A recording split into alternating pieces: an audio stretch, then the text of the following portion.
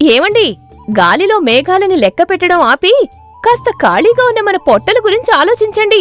ఇంట్లో గిన్నెలు ఖాళీగా ఉంటే వాయిద్యాలు వాయిస్తున్నాయి. కమలా, కడుపు ఖాళీగా ఉంటేనే కదా బుర్ర నిండా ఆలోచనలు పుట్టేది. నిండుగా ఉన్న కుండలో రాయి వేస్తే శబ్దం రాదు, ఖాళీగా ఉన్న పాత్రలోనే సంగీతం పుడుతుంది. హా, ఇలా మీ తత్వాలు వింటూ కూర్చుంటే ఆకలి తీరదు. ఊరంతా మీ తెలివితేటల గురించి చెప్పుకుంటారు, కాని మన దారిద్ర్యం మాత్రం మారడం లేదు. పక్క ఊరిలో ఒక సాధువు వచ్చారట, ఆయన దగ్గరికి వెళ్ళొచ్చు కదా. సాధువా? ఆయనేం చేస్తారు? రాళ్లని రత్నాలుగా మారుస్తారా ఏమిటి? అబ్బా, ఈ వెటకారానికేమీ తక్కువ లేదు.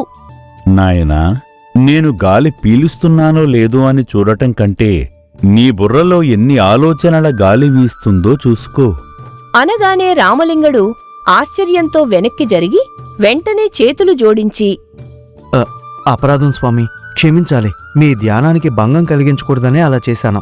మీ కళ్ళు మూసి ఉన్నా నా మనసులో ఏముందో కనిపెట్టేశారు. మీరు నిజంగానే గొప్పవారని అర్థమైంది. స్వామి, లోకమంతా నా చమత్కారాన్ని మెచ్చుకుంటుంది, కాని నా కడుపులోని ఆకలిని మాత్రం అది తీర్చటం లేదు.